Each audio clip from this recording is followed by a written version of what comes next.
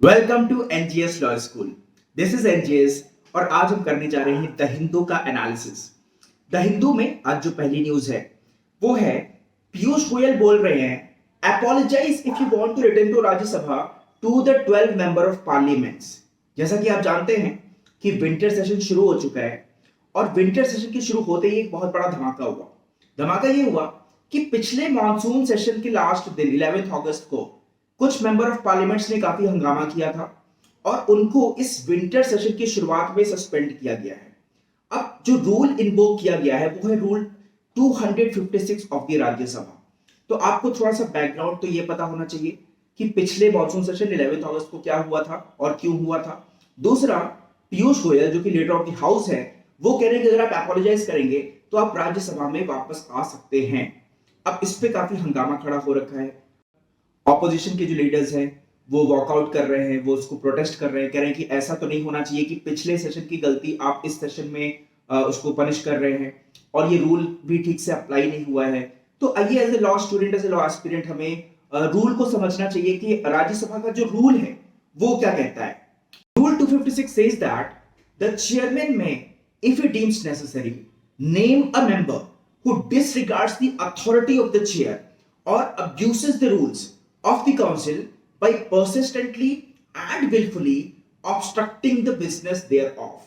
आगे बोलते हैं कि if a member is so named by the chairman, he shall forthwith put the question on a motion being made, no amendment, adjournment or debate being allowed, that the member naming him be suspended from the service of the council for a period not exceeding the remainder of the session.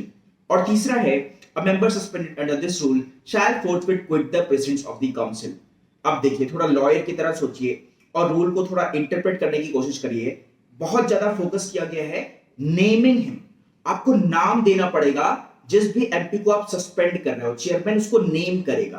तो यहाँ पे कुछ opposition वाले कह रहे हैं कि ऐसा पहली बार हुआ है 17-18 सालों में कि इसको पिछली सेशन के लिए इस सेशन में 256 को इन्वोक किया जा रहा है। मतलब पिछले सेशन की गलती को, मॉनसून सेशन की गलती को विंटर सेशन में यूज किया जा रहा है आर्टिकल 256 का और उसको यूज किया जा रहा है। ऐसा पहली बार हुआ है, पहली बार तो ऐसा हो सकता है कि नहीं हो सकता। दूसरी बात यह है कि नेम करना इंपॉर्टेंट है। यहाँ पे नेम हुआ था कि नहीं हुआ था, इस पे भी थोड़ी सी डिबेट चल रही है।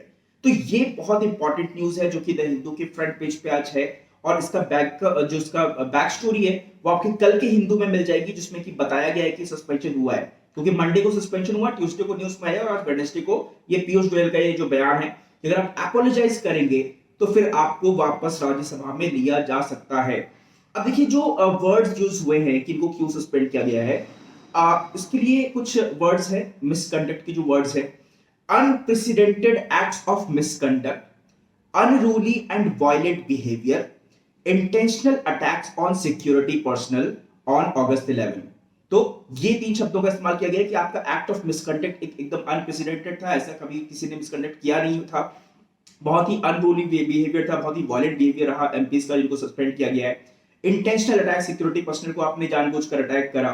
तो ये सारे एलिगेशंस और मतलब जो भी फैक्ट्स है वो रखे गए, इस ग्राउंड पे उनको सस्पेंड किया गया। ऑपोजिशन उसमें हंगामा कर रहा है और अब आइए देखते हैं कि इसमें क्या होता है, वो तो कल की न्यूज में ही पता चलेगा। तो this is about this news. Now let's move on to the next news.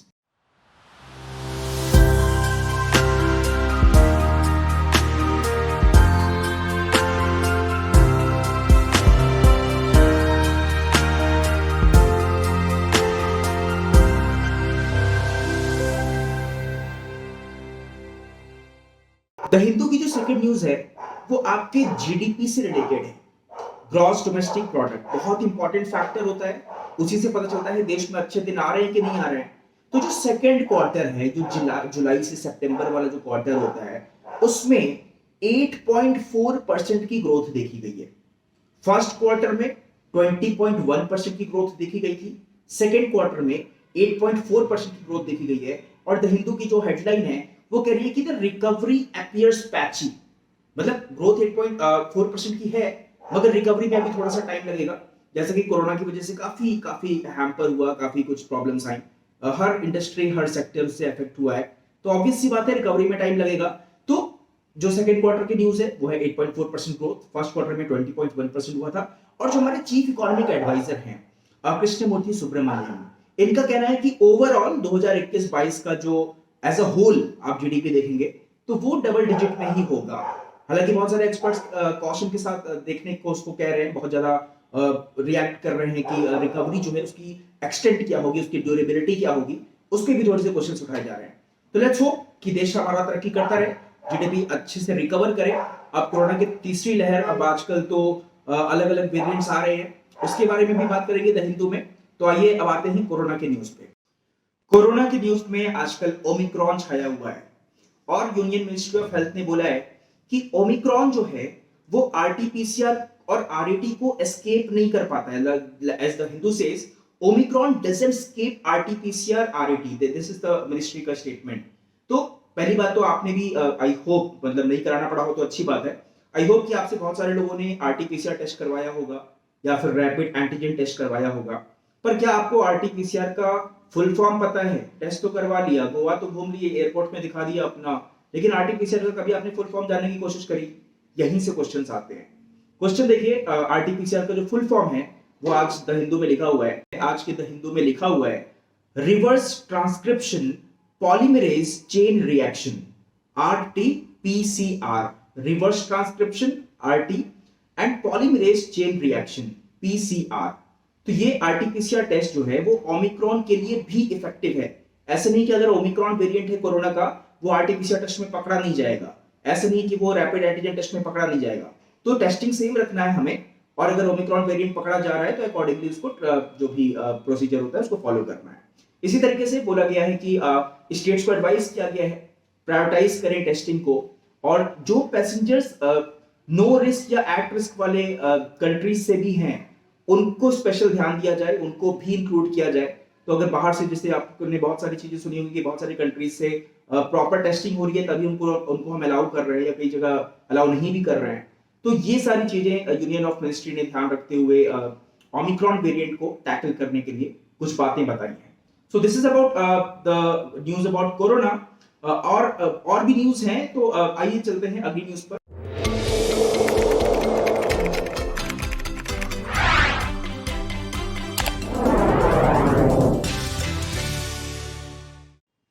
हमारी अगली न्यूज है स्टबल बर्निंग को लेकर। जैसे कि आप जानते हैं दिल्ली में पोल्यूशन का काफी बुरा हाल रहता है।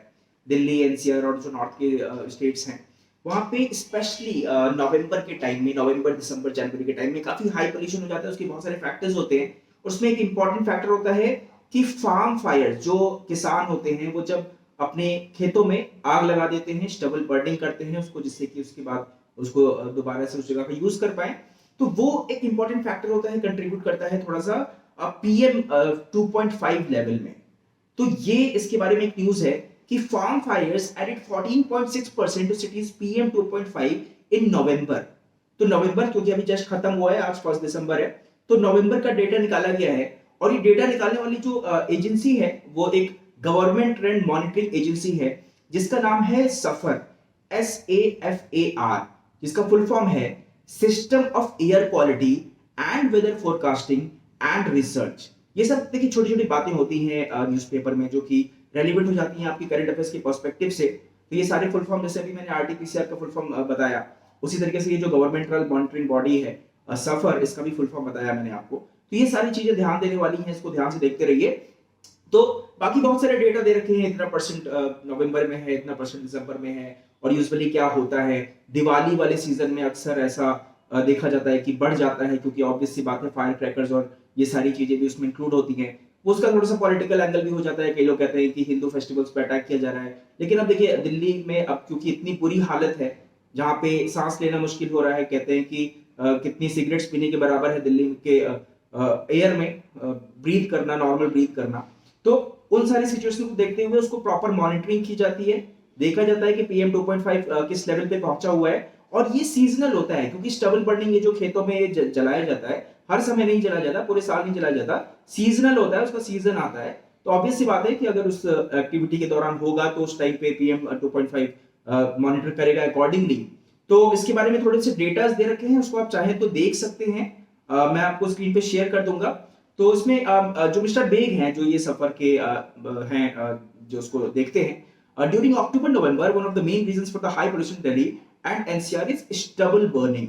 वो कहते हैं कि अक्टूबर नवंबर में जो सबसे इंपॉर्टेंट फैक्टर होता है जिस वजह से पीएम 2.5 का लेवल आपको देखने को मिलता है, वो है स्टबल बर्निंग, ये जो खेतों में ये जो जलाया जाता है। तो इस न्यूज के साथ ये एक छोटी सी न्यूज थी जिसके बारे में थोड़ी बहुत आपको पता होना चाहिए, आपको सफर का फुल फॉर्म पता होना चाहिए। आइए बढ़ते हैं अगली न्यूज की तरफ। अगली न्यूज थोड़ी खुशी देने वाली है और लीगल फ्रेटर्निटी के लिए बड़ी प्राउड की बात है कि एक हाईकोर्ट जज ने एक स्टूडेंट की फीस पे कर दी, क्योंकि वो 15,000 रुपीज का अमाउंट था जो पे नहीं कर पा रही थी and she was a very bright student. IIT BHU में उसको एक कोर्स करना था, मगर उसके फादर के इलनेस की वजह से उनको किडनी में कुछ प्रॉब्लम्स थी, उनको डायलिसिस पे रहना पड़ता है हफ्ते में 2 बार। तो उस वजह से जज ने खुद ही, जो वो केस को देख रहे थे, जस्टिस ने खुद ही उसकी फीस को पे कर दिया। So that's a very good gesture, बहुत ही अच्छा जेस्चर है। तो justice Dinesh Kumar Singh contributed 15,000 for the allocation of the girl's seat and handed over the sum to her on Monday। तो ये बहुत ही अच्छी बात है जस्टिस दिनेश कुमार सिंह ने ये जो कदम उठाया है, क्योंकि जजेस के सामने तो आप एज अ प्लीडर जाते हो, आप अपनी प्रॉब्लम लेके जाते हो और जज जो है वो लॉ को इंटरप्रेट करके अकॉर्डिंगली डिसीजन सुनाता है। मगर अगर आप उस बच्चे में पोटेंशियल देख रहे हो कि उसने 10th में भी 96% स्कोर किया, 12th में भी इतना अच्छा परसेंट स्कोर किया, इसका काफी अच्छा रिकॉर्ड है। Like she secured 95.6% in class 10 and 94% in class 12। तो इतनी ब्राइट स्टूडेंट है, एससी कैटेगरी में आईआईटी में भी उसने अच्छी खासी रैंक सिक्योर करी, हर रैंक वाज 2062। तो seeing the potential, justice Dinesh Kumar Singh ने ये कदम उठाया कि not only he like allocated, इन्होंने दिया उनको 15,000 रुपए जिससे कि उनका एडमिशन हो सके, और सीट एलोकेशन के लिए भी डायरेक्शंस दिए कि अगर सीट उस स्पेसिफिक फील्ड में नहीं है तो उसको उस सीट को बनाया जाए, और उसके अकॉर्डिंग ये रिलीफ दी जस्टिस सिंह ने। तो that's a really good news, बहुत ही खुशी की बात है। आइए अगली न्यूज़ पे चलते हैं।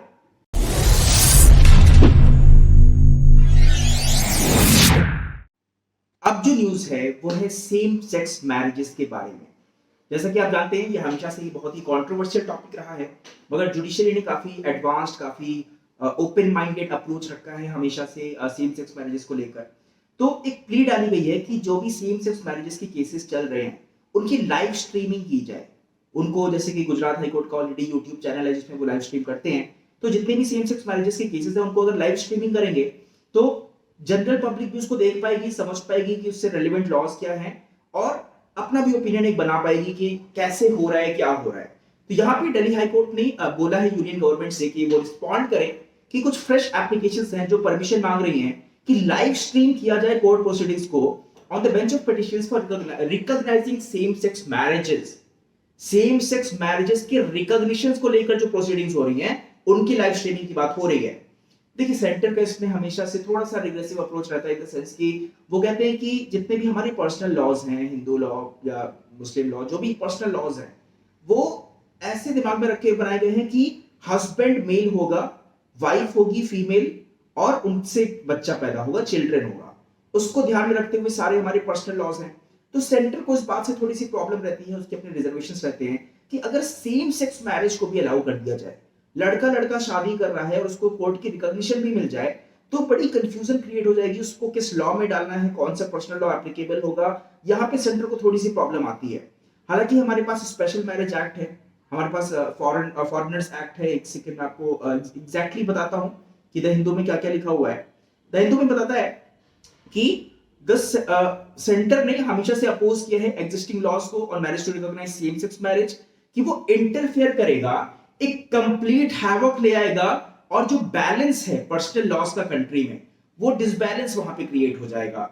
तो living together as partners and having sexual relationship by same sex individuals is not comparable with the Indian family unit concept of a husband, a wife and children, which necessarily presupposes a biological man as a husband, a biological woman as a wife and children born out of the union between the two। तो centre का ये stand है कि एक लड़का होना चाहिए जो हस्बैंड होगा, एक बायोलॉजिकल आदमी होगा जो बच्चे पैदा करेगा, एक माँ होगी जो बच्चे पैदा करेगी, और उनसे एक बच्चा पैदा होगा उनके यूनियन से।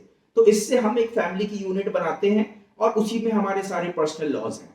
मगर अब कोर्ट में इतनी सारी प्रोसीडिंग्स आ रही हैं, अभी तक 8 प्रोसीडिंग्स सेम सेक्स मैरिज के रिकॉग्निशन के लिए चल रही हैं, तो उनको यूनिफाई करके क्यों ना उसको लाइव स्ट्रीम किया जाए, उसके डिस्कशंस देखे जाए, डिबेट्स देखे जाए, दोनों साइड्स की बातें सुनी जाए, किस तरीके से अमेंडमेंट हो सकता है हमारे पर्सनल लॉज में, एटलीस्ट स्पेशल मैरिज एक्ट में, और जो फॉरेन मैरिज एक्ट है उसमें कैसे इसको लाया जा सकता है जिससे कि ये इसको भी एक लीगल वैलिडिटी मिल जाए। तो ये देखना बड़ा इंटरेस्टिंग होगा, और अगर इसकी लाइव स्ट्रीमिंग होती है यूट्यूब पे तो वो हम उसमें हमारा भी से होगा as a law student, as a law aspirant, as a lawyer. आपको आप उसको खुद ही देख सकते हैं, खुद ही अपनी ओपिनियन बना सकते हैं, और बहुत ही अच्छी अपॉर्चुनिटी है आज के डिजिटल एरा में कि आप उसको विटनेस कर सकते हैं। तो this will be really interesting to watch. तो आइए चलते हैं नेक्स्ट न्यूज पे। द हिंदू की ये न्यूज थोड़ा चिंता का विषय है, क्योंकि जैसे कि आप जानते हैं कंस्ट्रक्शन पे बैन लग रखा है दिल्ली में, और जो कंस्ट्रक्शन वर्कर्स हैं उनको बहुत ज्यादा प्रॉब्लम आ रही है। अब ये कंस्ट्रक्शन पे बैन लगा था, फिर उसको हटाया गया था, लेकिन सुप्रीम कोर्ट ने उसको रीइंपोज कर दिया गया है। अब जैसे कि आप भी कभी जाते होंगे जहाँ पे बहुत सारे लेबर्स एक जगह खड़े होते हैं, तो एक आदमी बाइक से आता है, लेबर उसके पास आता है, और पता चलता है कि काम एक को मिला, बाकी लोग डिसअपॉइंट होकर वापस चले गए। तो यहाँ पे इनके पास काम ही नहीं है। ये लोग कर्जे में चल रहे हैं, अपने फ्रेंड से लोन लेके चल रहे हैं, इनके महीने के खर्चे हैं, वाइफ्स हैं, बच्चे हैं। तो यहाँ पे प्रॉब्लम आ रही है कि ये लेबर क्लास के साथ क्यों हो रहा है। लेबर क्लास कह रहा है कि पोल्यूशन तो व्हीकल से भी होता है, आप गाड़ियों को बैन करिए, आप जो है कार्स को बैन करिए, आप सबसे बोलिए कि पब्लिक ट्रांसपोर्ट का इस्तेमाल करें, मेट्रो का इस्तेमाल करें, पब्लिक बसेस का इस्तेमाल करें, रेदर देन हर आदमी अपनी कार लेके निकल रहा है। तो हालांकि दिल्ली गवर्नमेंट ने उसमें भी कोशिश करी गई थी, ऑड इवन का सिस्टम चलता रहता है, मगर यहाँ पे ये प्रॉब्लम थोड़ी सी सीरियस होती हुई दिखाई दे रही है, और इसीलिए द हिंदू में भी इसको फ्रंट पे रखा गया है कि ये मजदूर जो हैं काफी परेशान है इस बैन को लेकर। पहले तो कोरोना की वजह से बैक टू बैक इतने सारे लॉकडाउन लगे, तब बेचारों के पास काम नहीं था। उसके बाद अब ये पोल्यूशन के बहाने जो ये नया बैन लगाया जा रहा है, उसमें भी अब इनको प्रॉब्लम हो रही है। तो पोल्यूशन, जैसे कि अभी मैंने पिछली न्यूज में भी बताया कि फार्मर्स जो स्टबल बर्निंग करते हैं उसमें भी पोल्यूशन हो रहा है, उसमें भी हमारा PM 2.5 देखा जा रहा है। यहाँ पर कंस्ट्रक्शन का जो डिमोलिशन है और जो कंस्ट्रक्शन है उसमें भी पोल्यूशन हो रहा है। तो यहाँ पे लेबर्स हमेशा, लेबर्स और फार्मर्स जो हैं वो कहीं ना कहीं डिसएडवांटेज पोजीशन पे रहते हैं, और जो मिडिल क्लास है और जो हायर क्लास है वो तो अपना एंजॉय कर रहा होता है। तो यहाँ पे ये थोड़ा सा इश्यू देखने वाला है कि किस तरीके से सुप्रीम कोर्ट की जो गाइडलाइंस है कि अभी उसको रीइंपोज कर दिया गया है बैन को, उस पे आगे क्या होता है, सुप्रीम कोर्ट क्या सोल्यूशन लेके आती है, और किस तरीके से लेबर्स की प्रॉब्लम्स को सुलझाया जाता है, ये देखने वाली बात होगी। आइए let's move on to the next news. अब फार्मर्स इशू की बात करें तो आजकल एक छोटी सी इंटरेस्टिंग न्यूज दे रखी है द हिंदू में, जहां पे बताया गया कि ये जो वेडिंग कार्ड्स हम छपवाते हैं वो एक तरीके से आजकल पैम्फलेट की तरह यूज हो रहे हैं। उसमें फार्मर इश्यूज भी लिखा जा रहा है, मतलब शादी का कार्ड है मगर शादी के कार्ड में भी एक फार्मर का इशू लिखा हुआ है कि देश की तरक्की का रास्ता गांव और खेत खलिहानों से होकर जाता है, चौधरी चरण सिंह का ये कहना है। तो ये वेडिंग कार्ड्स को एज अ पॉलिटिकल प्रोपेगेंडा, या तो आप उसी में अपना कैंडिडेचर भी बता रहे हैं, या से फॉर एग्जांपल अपनी पॉलिटिकल पार्टी के लिए वोट मांग रहे हैं, तो वेडिंग कार्ड्स का यूज हो रहा है। और ये हाईलाइट किया गया है द हिंदू के थर्ड पेज में। ये भी एक इंटरेस्टिंग टेक है अवेयरनेस फैलाने के लिए। जितने मीडियम्स आपको मिलते हैं आजकल, तो मीडियम्स खुले ही हुए हैं, आप यूट्यूब के थ्रू, आप डिजिटल मीडिया के थ्रू, फेसबुक, व्हाट्सएप, जितने सारे मीडियम्स हैं वो तो आप एग्जॉस्ट कर ही चुके हैं। बाकी आप वेडिंग कार्ड भी छपा रहे हैं, उसमें भी अपना अगर आपको कोई मैसेज देना है उसको उसको भी यूज किया जा रहा है, और ये स्पेशली वेस्टर्न यूपी और नेबरिंग कंट्रीज में हो रहा है। तो ये भी एक देखने वाली बात है कि इसका क्या होता है, और क्या इससे कोई इफेक्ट पड़ता है, क्या इसका कोई इम्पैक्ट पड़ता है। क्योंकि ये द हिंदू ने इस न्यूज को पिकअप किया है, तो शायद कुछ रेलिवेंस होगा इसका, और उसका कुछ असर भी पड़ता होगा। एक अगली जो न्यूज है द हिंदू में बोला गया है कि बिहार असेंबली के प्रीमाइसेस में शराब की खाली बोतलें पाई गई हैं। Empty liquor bottles were found inside the Bihar Assembly premises on Tuesday, triggering a sharp attack on the opposition on the state government's prohibition laws. जैसा कि आप जानते हैं बिहार में अल्कोहल बैन है, जैसा कि गुजरात में है। गुजरात तो क्योंकि महात्मा गांधी जी का जन्मस्थली है, तो वहां पे तो हमेशा से ही गुजरात में बैन रहा है। बिहार में अल्कोहल बैन है, लेकिन बिहार के असेंबली प्रीमाइसेस में अगर एम्प्टी बॉटल्स पाई जा रही हैं, तो आप 1+1 2 करके देखिए, तो वहां पे ऑब्वियस सी बात है कि जो मिनिस्टर्स है या जो मिनिस्टर्स के अंडर जो लोग हैं वो एक इलीगल एक्टिविटी को कर रहे हैं, जो बैन चीज का यूज कर रहे हैं। तो नॉर्मल पब्लिक को तो नहीं मिल रहा है, लेकिन जो अरेंज कर पा रहा है उसको मिल रहा है। तो यहाँ पे ये थोड़ा सा देखने वाली बात है। इसमें आगे बोला गया है, on the second day of the house some empty bottles of liquor were found from under a tree at a place marked for parking spot for 2 wheelers inside the assembly premises. Assembly premise के अंदर ही हो रहा है, अब कुछ भी हो सकता है, ड्राइवर्स हो सकते हैं या फिर नेतागण हो सकते हैं, कुछ भी हो सकता है। The opposition MLAs took a swipe at the government over the failure of the prohibition in the state। तो ऑब्वियस सी बात है, अगर इस स्टेट में अल्कोहल बैन है और असेंबली के प्रीमाइसेस में खाली बोतलें मिल रही हैं, तो यानी कि बैन जो है वो नहीं लग पा रहा है ठीक से, उसको ठीक से इम्पोज नहीं किया जा रहा है, उसमें बहुत सारे लूपहोल्स निकाले जा रहे हैं। ऑब्वियस सी बात है, ब्लैक मार्केटिंग हो रही है, गलत तरीके से शराब आ रही है और कंजम्पशन हो रहा है, जिसको लेना है वो नहीं ले रहा है। तो इस वजह से यहाँ पे जो है गवर्नमेंट को बोला जा रहा है कि आप ठीक से उसको इम्पोज नहीं कर पाए। The chief minister does not have the moral responsibility to remain on his post। We have been saying that the prohibition has completely failed in the state। Bihar में पूरी तरीके से फेल हो चुका है ये जो अल्कोहल बैन है। Is the chief minister, who is also the home minister, sleeping? Opposition leader Tejashwi Yadav का कहना है ये कि सो रहे हैं क्या, यहाँ पे शराब की खाली बोतलें मिल रही हैं और आप कहते हो कि हमारे स्टेट में अल्कोहल बैन है। तो आप देखिए ऐसे कैसे फेलियर हो रहा है आपके एंड से। Mr. Kumar later assured the opposition that such incidents would not be tolerated and a probe would be conducted। तो ये भी एक छोटी सी न्यूज है जिसके बारे में आप देख सकते हैं। अब देखिए, एक हाईकोर्ट की वर्चुअल मीटिंग में सेमी नेकेड मैन अपीयर हो गया। मतलब एक अधनंगा आदमी हाईकोर्ट की वर्चुअल मीटिंग में अपीयर हुआ। The high court of Karnataka on Tuesday ordered retrieval of electronic data of a video conference hearing after a senior advocate complaint that a man was visible semi-naked for about 20 minutes when the court was hearing PIL petitions relating to the CD scandal involving former minister Ramesh Jarkiholi. देखिए, जब से ये corona की वजह से सारी virtual hearings होना शुरू हुई हैं, कोई ना कोई ऐसे इंसिडेंट आ जाते हैं कि वर्चुअल हियरिंग चल रही है, लॉयर्स बैठे हैं, जजेस बैठे हैं और कोई एक विंडो में हो सकता है उसको जूम की लिंक मिल जाए या किसी भी तरीके से कोई ना कोई ऐसा इंसिडेंट निकल के आ जाता है जो कि काफी डिसरिस्पेक्टफुल होता है टू द नोबल प्रोफेशन। तो उस पर एक्शन भी लिया जाता है। तो यहाँ पे ये बता रहे हैं कि एक सेमी नेकेड आदमी 20 मिनट तक देखा जा रहा है, तो ये तो काफी अजीब बात है। A person is appearing on video conferencing without a vest, बिना कुछ पहने पहुंच गया। Please take a judicial notice of this, let there be some decorum. मतलब डेकोरम, अब आप लॉ स्टूडेंट हो, लॉयर बनोगे कल, तो हमारा कुछ डेकोरम होता है ना, हमारी यूनिफॉर्म होती है प्रॉपर, आप रोब पहनते हो, आप बैंड पहनते हो, तब आप जाके प्रॉपर तरीके से अपने आप को प्रेजेंट करते हो कोर्ट में। ऑनलाइन हो गया, इसका ये थोड़ी मतलब है कि आप कुछ भी करोगे। तो ये सब देखने वाली बातें होती हैं। तो she pointed out that the man who had entered his name as Shridhar Bhatt के नाम से उनका वो अकाउंट दिखा रहा था, seems to be bathing during court proceedings। Court proceeding के दौरान शायद वो नहा रहा था, वो ऐसे बता रही हैं। As he was seen wiping his chest with a towel while watching the court proceedings। देखिए, ये तो मतलब डेकोरम की एकदम हद पार बदतमीजी है, तौहीन है। आप कोर्ट की प्रोसीडिंग चल रही है, उसमें आप तौलिया लेके पोंछ रहे हो अपने आप को, तो बहुत ही सीरियस इशू है, इस पे एक्शन लिया जाएगा। Following this, the Chief Justice asked the court officer to verify the screen to identify the man। अब identify तो हो ही जाएगा, पता तो चल जाएगा किसका अकाउंट है। लेकिन however the court staff could not locate him। अब तो court staff locate भी नहीं कर पा रही है। Who is he? Is he a lawyer? The Chief Justice asked, while pointing out that neither the court officer nor the judges were able to see a man in that status। कह रहे कि कौन है, मतलब lawyer है क्या, कौन है, क्योंकि हम लोग को तो नहीं दिखाई दिया। तो अगर ऐसी कंप्लेंट आ रही है तो देखते हैं क्या होता है उस नेकेड मैन का। वार्निश टिंसन से शायद ये इंस्पायर्ड लग रहा है, the naked man. Alright, Kerala to act against vaccine hesitancy. देखिए, वैक्सीनेशन जो पूरे देश में अच्छे काफी कुछ हो चुका है, बहुत लोग ऑलरेडी कवर कर चुके हैं, लेकिन अभी भी कुछ लोग हेजिटेंट होते हैं। जैसे मान लीजिए कि इनफैक्ट डेवलप्ड कंट्रीज में भी कई लोग एंटी वैक्सर्स होते हैं। वो कहते हैं कि नहीं, हम वैक्सीन नहीं लगवाएंगे। उसमें थोड़ा सा उसमें रिलीजन भी घुसा देते हैं, क्रिश्चियनिटी की भी बात करते हैं कि जो है वैक्सीन जो है वो नेचुरल नहीं है, हम लोग एंटी वैक्सर्स हैं, हम लोग वैक्सीन नहीं लगवाते हैं। तो वो तो चलिए उनकी अपनी आइडियोलॉजी है।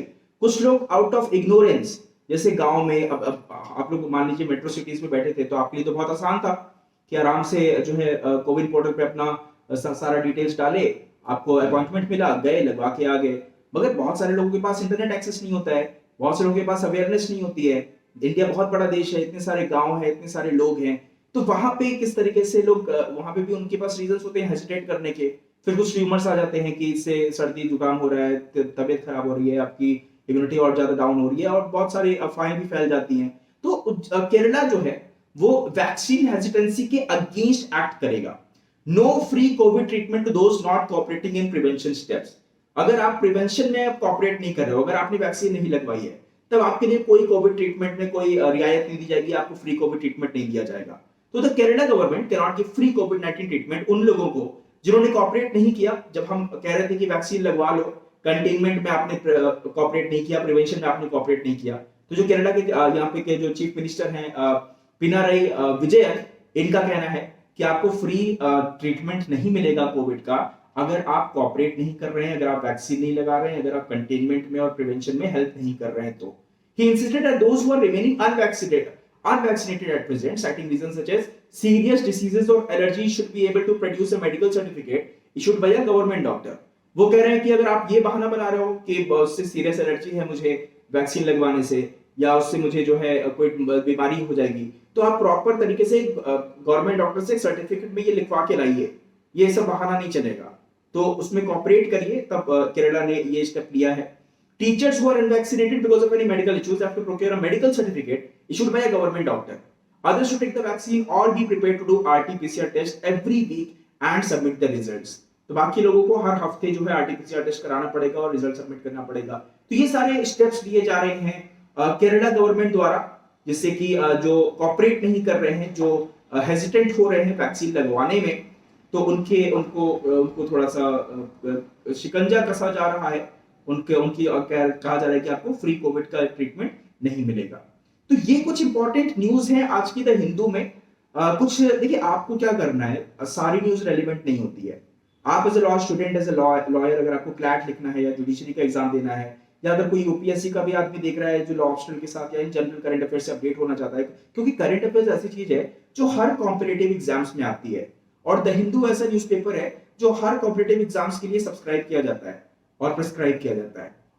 तो ये वीडियो जो है डेली आएगा, डेली इसको देखिएगा और डेली आप अपडेट रहिएगा द हिंदू में कौन कौन सी रेलिवेंट चीजें हैं।